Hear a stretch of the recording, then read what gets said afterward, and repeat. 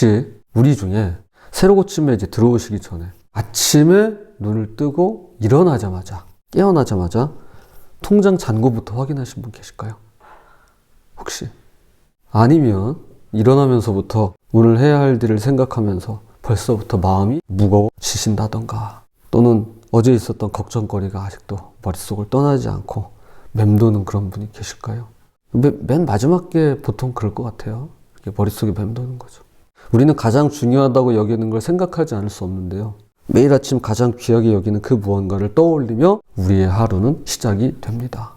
그것이 무엇이냐에 따라 우리의 하루가, 그리고 우리의 인생이 달라질 테죠.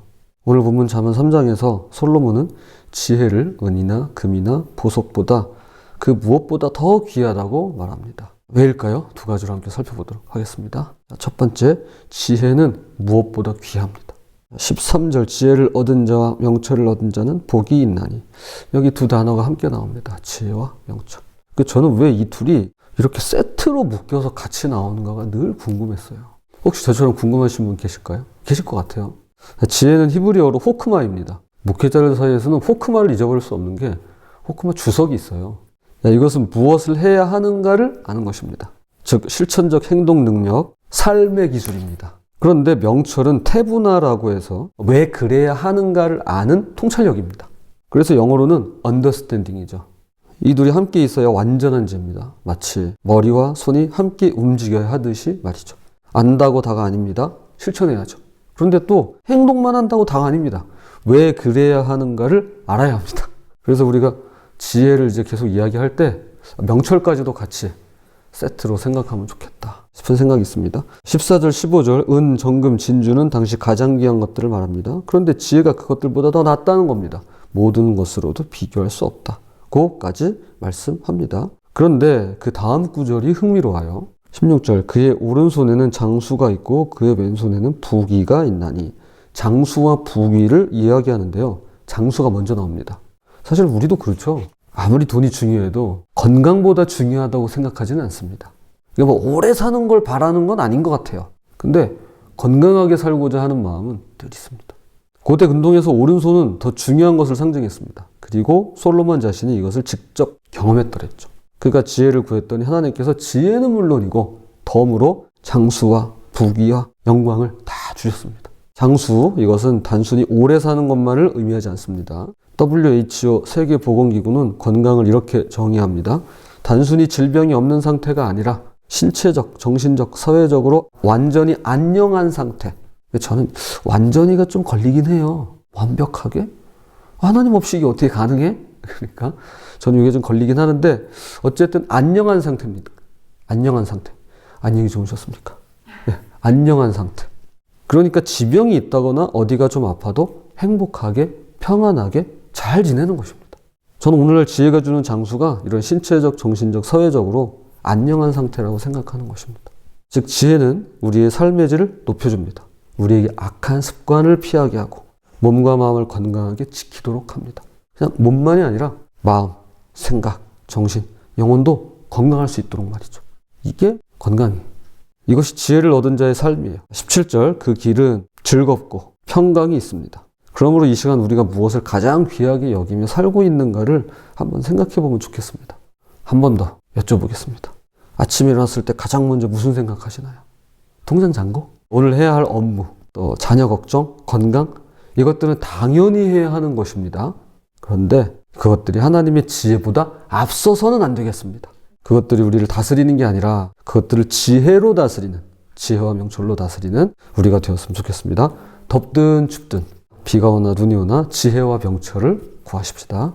자, 두 번째, 지혜는 생명나무입니다. 16절, 지혜는 그 얻은 자에게 생명나무라. 지혜를 가진 자는 복되도다. 생명나무, 이 단어를 들으면 창세기 2장에 에덴 동산이 떠오릅니다.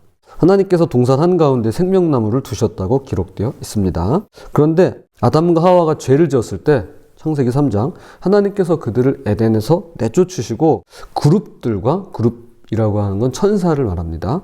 불칼을 두어서 생명나무로 가는 길을 지키시겠다고 기록되어 있습니다. 인류는 생명나무를 잃었습니다. 그런데 오늘 말씀에서 이렇게 말하는 거예요. 지혜가 생명나무다 라고 말이죠. 감히 범접할 수 없는 생명나무에 다시금 갈 수 있는 길이 있다라는 것입니다. 자, 그것이 바로 지혜라는 것입니다. 그리고 이 생명나무는 계시록 22장 2절에 다시 나타나는데요. 새 예루살렘, 즉 신락원이 아니라 복락원 한가운데 생명나무가 서 있습니다. 에덴 동산의 생명나무, 그리고 오늘 말씀의 잠언의 생명나무인 지혜, 그리고 요한계시록의 생명나무, 이것들이 하나로 이렇게 연결되고 있습니다. 그러면 어떻게 생명나무에 다가갈 수 있을까요? 자, 갈라디아서 3장 13절. 그리스도께서 우리를 위하여 저주를 받은 바 되사 율법의 저주에서 우리를 속량하셨으니 기록된 바 나무에 달린 자마다 저주 아래 있는 자라 하였습니다. 예수님께서 저주의 나무, 곧 십자가에 달리셨습니다. 영국의 시인 조지 허버트는 이렇게 노래했습니다. 오, 지나가는 너희 모든 자들아, 보라, 그리고 보라. 인간이 열매를 훔쳤으나 나는 나무에 올라가야 하리. 이 나무는 모든 이에게는 생명나무지만 나만은 예외이다. 이런 슬픔이 또 있었더냐. 이로써 온 인류의 죄와 저주가 해결되었는데요. 이것이 바로 복음이죠. 예수님께서 저주의 나무에 달리셨기에 우리가 생명나무에 이를 수 있게 된 것입니다. 십자가가 생명나무가 되는 신비이죠. 그리고 놀라운 말씀이 이어집니다. 19절 20절. 여호와께서는 지혜로 땅에 털을 놓으셨으며 명철로 하늘을 견고히 세우셨고 그의 지식으로 깊은 바다를 갈라지게 하셨으며 공중에서 이슬이 내리게 하셨느니라. 하나님께서 지혜로 땅에 털을 놓으셨습니다. 명철로 하늘을 세우시고요. 지식으로 깊은 바다를 갈라지게 하셨답니다. 즉, 이 우주 만물에는 하나님의 지혜가 DNA처럼 새겨져 있는 것입니다. 이거는 못 바꾸는 거예요. 이게 태어날 때부터 있었던 본성인 거예요. 이게 네이처인 거예요. 이게 DNA. 스티븐 커티스 체프맨이라고 하는 찬양사역자가 있어요. 제가 이제 이때 이 곡이 1999년도 곡이니까 제가 2000년도에 학생 때 제가 되게 자주 들었던 노래인데 그 노래 중에 뭐가 있냐면은 Fingerprint of God이라고 하는 곡이 있습니다.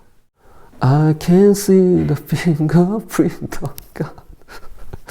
아주 이렇게 들고 하면 또 더 I can see 이렇게. 저는 이 노래가 너무 좋더라고요. 딴 건 모르겠어요. 근데 후렴 부분이 하나님의 지문. 제가 하나님의 지문을 바라봅니다. 요거 이제 말씀 준비하면서 갑자기 또 떠올라가지고 또 부랴부랴 또 찾아가지고 다시 듣지 않았겠습니까? 여전히 흥이 나요. 창조실서 자체가 하나님의 지문이 곳곳에, 안 묻어 있는 것이 없는 그분의 지혜라고 보는 것입니다. 땅에서 이슬이 내리고 해가 뜨고 지는 것, 씨앗이 땅에 떨어져 싹이 나고 자라는 것, 이 모든 것이 하나님의 지혜가 묻어 있는 지혜의 질서라는 것입니다. 우리가 자동차 설명서를 무시하고 차를 다루면 차가 망가지죠. 그런 것처럼 창조 질서를 거스르면서 살면 스스로 해를 자초하게 될 것입니다. 반대로 그분의 창조 질서를 존중하면서 살면 잘 될 수밖에 없습니다. 그분의 지문, 하나님의 그 DNA를 우리가 기억했으면 좋겠습니다. 자, 골로새서 2장 3절. 그 안에는 지혜와 지식의 모든 보화가 감추어져 있느니라. 이 창조의 지혜, 이 생명나무의 지혜가 바로 예수 그리스도이십니다. 그러므로 지혜는 단순한 처세술이라거나 머리 좋아지는 기술이 아니라 잃어버린 낙원을 회복시키는 능력입니다. 그래서 신락원 대신에 복락원이라는 말을 쓰고 있습니다. 죽음에서 생명으로 건너가는 길이며 창조 질서를 회복하는 은혜입니다. 말씀에 글로 맺겠습니다. 이따 밤에 한 주간 수고한 여러분께서 잠자리에 누우실 때 고난 내 영혼 편히 쉴 곳과 잠자리에 누우실 때 여러분 어떤 생각을 하시겠습니까? 오늘 말씀이 기억났으면 좋겠어요. 보세요. 24절. 내가 누울 때 두려워하지 아니하겠고 내가 누운즉 내 잠이 달리로다. 말씀 그대로 달달했으면 좋겠어요. 그쵸? 달달하게 잤으면 좋겠습니다. 달콤하게 잤으면 좋겠어요. 하지만 죄송합니다. 제가 이 얘기는 꼭 드려야 되겠습니다. 냉혹한 현실은 어떤가요? 통장 잔고가 걱정됩니다. 이번 달 카드값, 자녀 학원비, 내년도 계획을 생각하면 마음이 무거워집니다.